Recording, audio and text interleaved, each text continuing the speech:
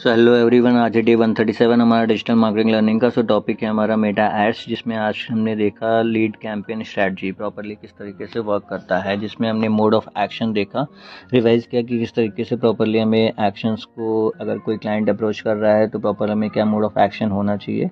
एक successful campaign को run करने के हमारे लिए 3 फेजेस में हमें वर्क करना होता है, जिसमें फर्स्ट फेज़ होता है हमारा प्लानिंग, जिसपे हम ध्यान देते हैं जो बिज़नेस है यानी गोल है उसका सर्वे प्रॉपर डिसाइड करना, किस तरीके से हमें प्लान करना है। यानी जो गोल है, जैसे अगर एग्जांपल लेते हैं हम रियल एस्टेट के रिलेटेड है, तो उसका किस तरीके से अप्रोच करना होता है, किस को टारगेट करना होता है, प्रॉपरली एक हमें प्रोटोटाइप बनाना होता है उसका।